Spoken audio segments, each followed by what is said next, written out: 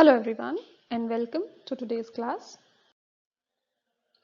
Today we are going to talk about visual impairments. This is yet another lecture in our series of classification of disability. In the last class we had studied or we had learned about the physical disability और उसी कड़ी में आज हम दूसरी type of disability के बारे में जानेंगे जो है visual impairments. Visual impairments basically आंखों से संबंधित या देखने की क्षमता में यदि किसी किस्म की कमी है, डेफिशिएंसी है, तो उसे हम विजुअल इम्पेयरमेंट की श्रेणी में मानते हैं. बट इसकी डेफिनेशन इतनी आसान या इतनी सरल नहीं है क्योंकि विजुअल एक्विटी यानी देखने की क्षमता को भी अलग अलग तरीके से क्लासिफाई किया गया है ताकि किसी भी व्यक्ति को पूर्ण रूप से अंधा या टोटली ब्लाइंड या फिर पार्शली साइटेड यानी थोड़ी हद तक देखने की क्षमता वाले व्यक्ति में श्रेणीकरण किया जाता है. सो विजुअल इम्पेयरमेंट में एक तरीका होता है क्लासिफिकेशन का जो कि होता है विजुअल एक्विटी के आधार पर, यानी पास से या दूर से किसी भी चीज को देखने की जो क्षमता है उसे हम विजुअल एक्विटी बोलते हैं. पास किसी भी चीज को पास से देखने की क्षमता और दूर से क्लियरली देखने की क्षमता को हम विजुअल एक्विटी बोलते हैं. और ये विजुअल एक्विटी व्यक्ति में कितनी है, सामान्य के बनिस्बत या सामान्य की तुलना में कितनी है, उसके आधार पर एक व्यक्ति को नॉर्मल विजन का या फिर पार्शियली साइटेड यानी कुछ हद तक देखने की क्षमता वाला व्यक्ति और टोटली ब्लाइंड यानी पूर्ण रूप से अंधे व्यक्ति की श्रेणी में डाला जाता है. अब सामान्य या नॉर्मल साइटेड व्यक्ति जो है उसका विजन हम आमतौर पर कहते हैं 20/20 विजन. 20/20 विजन का मतलब ये होता है यानी एक सामान्य क्षमता वाला व्यक्ति जिसका विजन यानी देखने की क्षमता जिसकी सामान्य है वो 20 फुट पे जो भी चीजें देख सकता है. यदि कोई दूसरा व्यक्ति भी 20 फुट पे उसी चीज को क्लियरली देख लेगा तो उसे 20/20 यानी 20/20 विजन वाला व्यक्ति माना जाता है. पहले ये जो 20/20 का जो पहला 20 है दैट रिमेन्स कांस्टेंट. ये नॉर्मल विजन दिखाता है यानी 20 फुट की विजन की तुलना में दूसरा जो फिगर आएगा चाहे वो 20 आए, 30 आए, 70 आए, वो जिस व्यक्ति को टेस्ट किया जा रहा है उसके विजन को दर्शाता है. 20/20 विजन का अर्थ ये है कि 20 फुट पे एक सामान्य क्षमता देखने की सामान्य क्षमता वाले व्यक्ति को 20 फुट पे जो चीज क्लियरली दिखाई दे रही है वो ही आपको भी दिखाई दे रही है, तो आप 20/20 विजन यानी नॉर्मल साइटेड व्यक्ति की श्रेणी में डाले जाएंगे. परंतु यदि आपको कोई भी चीज जो 20 फुट पे दिख रही है या हम इसको ऐसे समझें कि अगर 20/20 विजन को हम नॉर्मल मानते हैं तो 20/40 विजन का क्या मतलब हुआ. 20/40 विजन का मतलब ये हुआ कि आपको 20 फुट पे वो दिख रहा है या उतनी क्लैरिटी है जितनी एक नॉर्मली साइटेड व्यक्ति को 40 फुट पे क्लैरिटी दिखती है. यानी आपकी विजुअल एक्विटी उस व्यक्ति से आधी है. आप वो चीज जो उसे 40 फुट पर क्लियरली दिख रही है आपको 20 फुट पास लाने पर क्लियरली दिखनी शुरू होती है. इस तरीके से हम विजुअल एक्विटी को नापते हैं. दूसरा एग्जाम्पल लेते हैं जैसे 20/70 विजन. 20/70 विजन 20/20 विजन की बजाय ज्यादा बुरा है या इम्पेयर्ड विजन है. क्यों? क्योंकि 20/20 का मतलब हुआ कि आपको भी 20 फुट पे वो ही दिख रहा है जो एक नॉर्मली साइटेड व्यक्ति को दिख रहा है. नॉर्मल साइटेड व्यक्ति यानी जिसकी देखने की क्षमता सामान्य है, नॉर्मल है. बट 20/70 विजन का मतलब ये हुआ कि जो एक नॉर्मली साइटेड व्यक्ति को 70 फुट पे क्लियर दिख रहा है वो आपको 20 फुट पे क्लियर दिख रहा है. सो वो आपके विजुअल इम्पेयरमेंट को दर्शाता है. अब जब विजुअल इक्विटी को नापने का ये तरीका हमारे पास है तो पार्शियली साइटेड जो visual partially sighted visually impaired लोग जो होते हैं उनकी विजुअल इक्विटी फॉल करती है फ्रॉम 2070 टू 2200, यानी कि उन्हें 20 फुट पर वो क्लियर दिखता है जो एक नॉर्मली साइटेड व्यक्ति को 70 फुट पे क्लियर दिखता है। और ये रेंज करती है फ्रॉम 2070 टू 2200। 200 का मतलब ये हुआ कि 200 फुट पर एक व्यक्ति को जितनी क्लैरिटी दिखती है नॉर्मली साइटेड को, उतनी क्लैरिटी एक पार्शियली साइटेड व्यक्ति को 20 फुट पे ही नजर आती है, उससे दूर उसको उतना क्लियर नहीं दिखता। सो ये एक तरीका होता है पार्शियली साइटेड व्यक्ति को क्लासिफाई करने का। ब्लाइंड यानी पूर्ण रूपेण अंधे व्यक्ति को ये डायग्नोज होने के लिए विजुअल एक्यूटी होनी चाहिए एटलीस्ट 20/200 और worse in the better eye. Better eye मतलब दोनों आंखों की विजुअल एक्यूटी बराबर हो ये जरूरी नहीं, और करेक्टेड आई का मतलब ये हुआ कि वो चश्मा लगाकर जितने भी करेक्टिव मेथड्स हैं विजन को ठीक करने के, वो करने के बावजूद यदि 20/200 का विजन ही रखता है तो उसे टोटली ब्लाइंड श्रेणी में रखा जाएगा। एक और तरीका होता है विजुअल इम्पेयरमेंट में डायग्नोज करने का या क्लासिफाई करने का। पहला जो विजुअल एक्विटी के आधार पर था, दूसरा है विजुअल फील्ड के आधार पर, जिसे हम टनल विजन भी बोलते हैं। बेसिकली विजुअल फील्ड यानी आप जब सामने देखते हैं तो आप कितना रेंज तक देख सकते हैं। अब यहाँ पर दूरी और नजदीकी की बात नहीं है, आपकी आंखों का विजन कॉर्नर टू कॉर्नर कितना रेंज में दिखता है, कि आपको 180 डिग्रीज पे दिख रहा है या फिर आपको उससे कम दिख रहा है, उस आधार पर इसे हम विजुअल फील्ड कहते हैं। That is the amount of side to side space that can be seen at one time. अगर ये लिमिटेड है तो अगर व्यक्ति का विजन 20/200 यानी ब्लाइंड की श्रेणी में विजुअल एक्विटी के आधार पर तो आ रहा है, पर यदि उससे बेटर है तो भी उसके विजुअल फील्ड की लिमिटेशन उसे टोटली ब्लाइंड की श्रेणी में डाल सकती है। यानी विजुअल एक्विटी में 20/200 का विजन होने पर ही टोटली ब्लाइंड उसे माना जाएगा, परंतु यदि विजुअल फील्ड उसकी कम है, 20 डिग्री ही है, तो उसे 20/200 के विजुअल एक्विटी नहीं होने पर भी टोटली ब्लाइंड की श्रेणी में डाला जा सकता है। समझने वाली बात यह है कि दो तरीके होते हैं जिसके आधार पर व्यक्ति को पार्शियली साइटेड या ब्लाइंड श्रेणी में डाला जाता है। एक होता है देखने की क्षमता, दूर देखने की क्षमता जो विजुअल एक्विटी से मेजर होती है, और दूसरी होती है विजुअल फील्ड जो कि आपकी विजुअल फील्ड यानी कितनी रेंज तक आप देख सकते हैं उसके आधार पर तय होती है। ये जो विजुअल फील्ड अगर आपकी लिमिटेड है तो इसे आप टनल विजन कहते हैं। एक सुरंग में हमें किस तरीके से नजर आता है, हम ब्रॉड विजन नहीं रख पाते और बिल्कुल सामने देख पाते हैं, तो उस केस में ऐसे टनल विजन को भी एक विजुअल इम्पेयरमेंट की श्रेणी में रखा जाता है, जहां विजुअल फील्ड 20 डिग्री से ज्यादा की नहीं होती। अब विजुअल इम्पेयरमेंट जो है वो ये लीगली हम देखते हैं कि पार्शियली साइटेड ब्लाइंड हो या विजुअल फील्ड हो, ये लीगली डिफाइन करते हैं।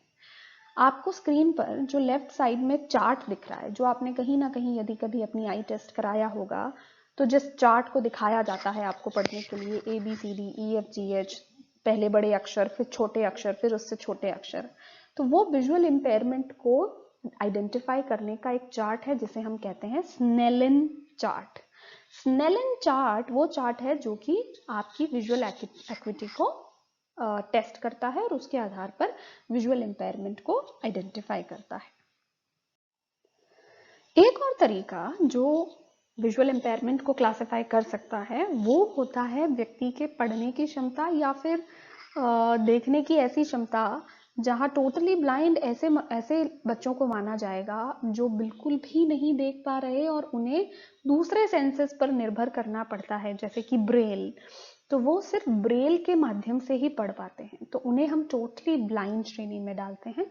और जो थोड़ा बहुत लाइट का परसेप्शन जिन्हें है, जो थोड़ा बहुत पढ़ पाते हैं, उन्हें लो विजन स्टूडेंट्स में रखा जाता है, यानी कम क्षमता, देखने की कम क्षमता वाले बच्चों की श्रेणी में रखा जाता है। तो ये एक और तरीका है जहां यदि बच्चा दूसरे सेंसेस पर निर्भर करता है, जैसे ब्रेल में हमें सेंस ऑफ टच की जरूरत होती है, वो आंखों से नहीं पढ़ पाता, तो उस केस में भी टोटली ब्लाइंड श्रेणी में उसे डाला जाएगा। अब बात करते हैं टाइप्स ऑफ विजुअल इंपेयरमेंट की। तो आंखों में किस तरीके की डेफिशिएंसी है, उसके आधार पर विजुअल इंपेयरमेंट के टाइप्स जो हैं, प्रकार हैं, वो बदल जाते हैं। यदि आंखों में इंटरनल कोई प्रॉब्लम है, यानी आपकी रेटिना में, लेंस में, आंखों के अलग अलग भागों में यदि कोई प्रॉब्लम है, तो और अगर आपकी आईज जो हैं वो आपकी विजुअल इमेज को रेटिना पे ढंग से फोकस नहीं कर पा रही हैं, तो उसे हम अकोमोडेशन प्रॉब्लम कहते हैं। यानी इंटरनल आई, आंख की इंटरनल प्रॉब्लम से यदि देखने की क्षमता पे प्रतिकूल प्रभाव पड़ा है, तो उसे अकोमोडेशन प्रॉब्लम कहा जाता है, जिसमें मायोपिया, हाइपरोपिया, एस्टिग्मेटिज्म आते हैं। मायोपिया जो बच्चों को आमतौर पर चश्मा लगता है, जहां बच्चे दूर के लास्ट बेंच पर बैठकर बोर्ड पे लिखे हुए अक्षर नहीं देख पाते, वो अकोमोडेशन प्रॉब्लम है। कन्वर्जेंस प्रॉब्लम ऐसी श्रेणी है जिसके अंदर यदि आंखों की मांसपेशियों में कोई समस्या है, जो कि आई बॉल के मूवमेंट, आप कोई चीज को देखते देखते अपनी आंखों को मूव कर देते हैं बड़ी आसानी से, और आपकी दोनों आंखें सेम डायरेक्शन में मूव करती हैं, कोऑर्डिनेटेड तरीके से मूव करती हैं, ये क्षमता आंखों की मांसपेशियों पर निर्भर करती है। और यदि मांसपेशियों में किसी किस्म की कोई समस्या है, तो उसे हम कन्वर्जेंस प्रॉब्लम कहते हैं, जिसमें आंखें आपकी समान रूप से कोऑर्डिनेटेड तरीके से मूव नहीं करती। भेंगापन आमतौर पर कन्वर्जेंस प्रॉब्लम में आता है। सो अकोमोडेशन और कन्वर्जेंस के फर्दर हम टाइप्स देख लेते हैं। अकोमोडेशन प्रॉब्लम जो है, जो कि हमने जाना कि यदि कोई इंटरनल प्रॉब्लम है आंखों में, तो उस केस में अकोमोडेशन प्रॉब्लम्स राइज होती हैं। यानी अगर विजुअल इमेजेस रेटिना पे फोकस होने में कोई प्रॉब्लम आ रही है, तो हम उसे अकोमोडेशन की प्रॉब्लम कहते हैं, जिसके 3 प्रकार हैं, मायोपिया, हाइपरोपिया और एस्टिग्मेटिज्म। नाउ नॉर्मल विजन में जो हमारी इमेज है, वो इमेज कहाँ पर फोकस होती है? रेटिना के ऊपर फोकस होती है। सो नॉर्मल विजन में यदि आपकी इमेज यहाँ रेटिना के ऊपर फोकस हो रही है, ये रेटिना है, यदि रेटिना के ऊपर फोकस हो रही है, जो कि इस केस में हमें दिख रहा है, तो आपको नॉर्मली दिखाई देगा। आप लास्ट बेंच पे बैठ के भी बोर्ड को देख सकते हैं। बट मायोपिया में रेटिना तो यहाँ है और इमेज जो है वो यहाँ फोकस हो रही है, यानी रेटिना से पहले, in front of the retina, retina के सामने अगर इमेज फोकस हो रही है, तो आपको मायोपिक बोला जाता है, या मायोपिया नाम का विजुअल इंपेयरमेंट या अकोमोडेशन प्रॉब्लम से ग्रसित माना जाता है। यदि रेटिना के पीछे इमेज यदि फोकस हो रही है, तो हाइपरोपिया बोला जाता है। मायोपिया में जहां दूर या कोई चीज अगर दूर है तो वो ढंग से नजर नहीं आती, वहीं हाइपरोपिया में पास का चश्मा लगता है, यानी पास की इमेज बहुत ज्यादा पास में आपको क्लियर दिखाई नहीं देता। और यदि बात करें एस्टिग्मेटिज्म की, तो एस्टिग्मेटिज्म बेसिकली एक ऐसी प्रॉब्लम है जहां there is the light is reflected directly onto the retina, यानी जो रोशनी है वो सीधा रेटिना पे तो पड़ती है, बट अलग अलग पॉइंट्स पे पड़ रही है। तो इसमें क्या होता है कि ब्लर्ड विजन आता है, धुंधला दिखता है एट एनी गिवन पॉइंट। दूर पास जो भी है, आपको विजन जो है वो क्लियर नहीं आएगा, और डिपेंड करेगा कि लाइट वर्टिकली गिर रही है, हॉरिजॉन्टली गिर रही है, that is a different thing. But basically astigmatism is blurred vision, जहां मायोपिया में पास से आपको क्लियर दिखता है, हाइपरोपिया में दूर से क्लियर दिखता है। Astigmatism is total blurred vision. So जब छोटे बच्चों को हम चश्मा लगाते हैं और देखते हैं कि दूर से नजर नहीं आ रहा, तो वो केस मायोपिया का होता है।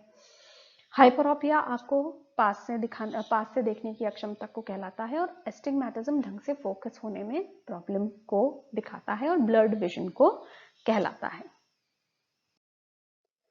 बात करें यदि कन्वर्जेंस प्रॉब्लम की, तो कन्वर्जेंस प्रॉब्लम जो है वो किसी भी व्यक्ति के आई बॉल के मूवमेंट, यानी हमारी जो आंखों की जो बॉल्स हैं, आई बॉल्स हैं, उनके मूवमेंट में यदि किसी किस्म के प्रॉब्लम है तो हम कन्वर्जेंस प्रॉब्लम से ग्रसित होते हैं। हमारे नॉर्मली बाइनोक्युलर विजन होता है, यानी हमारी दोनों आंखें समान रूप से सेम चीज पे फोकस कर लेती हैं। ऐसा नहीं है कि एक आंख लेफ्ट जा रही है, एक आंख राइट जा रही है और वो ढंग से फोकस नहीं कर पा रहा। अगर ये समस्या है, एक आंख का, एक आई बॉल का अलग डायरेक्शन में जाना और दूसरे आई बॉल का अलग डायरेक्शन में जाना, तो उसे हम कन्वर्जेंस की प्रॉब्लम कहते हैं, जहां बच्चा अपनी आई बॉल के मूवमेंट को कंट्रोल नहीं कर पाता, दोनों आंखों के कोऑर्डिनेटेड मूवमेंट को कंट्रोल नहीं कर पाता। फॉर एग्जाम्पल, कोई बच्चा फोकस करना चाहता है किसी ऑब्जेक्ट पे, और अगर उसी के सामने उस ऑब्जेक्ट को थोड़ा सा साइड में मूव कर दिया जाए तो दोनों आंखों को उसी साइड में मूव हो जाना चाहिए।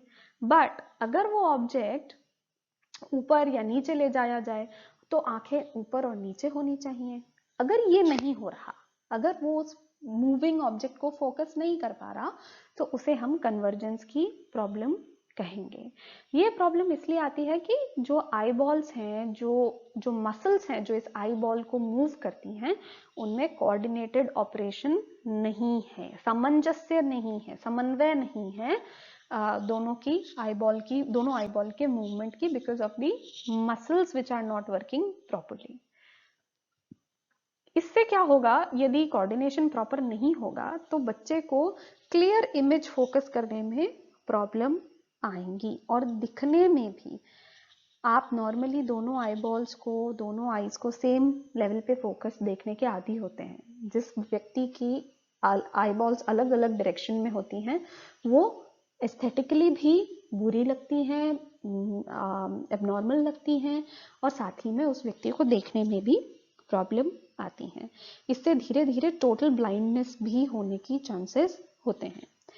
अब कन्वर्जेंस प्रॉब्लम में बहुत सारी कंडीशंस आती हैं, जैसे निस्टैग्मस। निस्टैग्मस एक ऐसी प्रॉब्लम है जहां आई बॉल्स जो है वो कंटिन्यूसली जर्की मूवमेंट्स करती हैं, जहां व्यक्ति के कंट्रोल के बाहर हैं और आपकी आंखें कंटिन्यूसली इधर उधर मूव करनी शुरू हो जाती हैं। इसे हम निस्टैग्मस कहते हैं। The eyes tend to move abruptly in jerky types of movement. झटकेदार मूवमेंट होते हैं आई के, टेढ़ी मेढ़ी देखेंगी, वर्टिकल ऊपर नीचे जाएंगी, इस तरीके से मूव करती हैं बिना व्यक्ति के कंट्रोल के। So that is nystagmus. Then there is heterophoria, जहां एक आंख अलग ही डायरेक्शन में चली जाती है ना। One eye tends to deviate in other direction. एक आंख तो फोकस कर रही है बीच में और दूसरी आंख कहीं दूसरे डायरेक्शन में चली जा रही है। इससे भी फोकस करने में प्रॉब्लम आती है। इसके कई सारे सब टाइप्स हैं, जैसे कि एसोफोरिया, जहां एक आंख इनवर्ड यानी नाक की तरफ आ रही है। Then we have from esophoria we have exophoria, जहां जो आंख है वो बाहर की तरफ जा रही है। और वी हैव हाइपोफोरिया, जहां जो आंख है वो नीचे की तरफ जा रही है।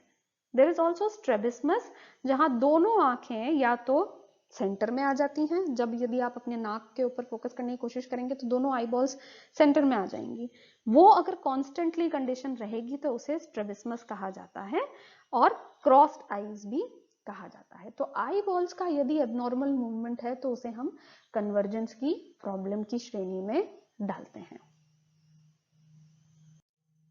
सो that is all for today's class. आज हमने विजुअल इंपेयरमेंट को विजुअल एक्विटी, विजुअल फील्ड के आधार पर देखा, साथ ही इंटरनल प्रॉब्लम्स में मायोपिया, हाइपरोपिया, एस्टिग्मेटिज्म को जाना, और मस्कुलर या एक्सटर्नल प्रॉब्लम्स के आधार पर निस्टैग्मस को, हेटेरोफोरिया के बारे में जाना।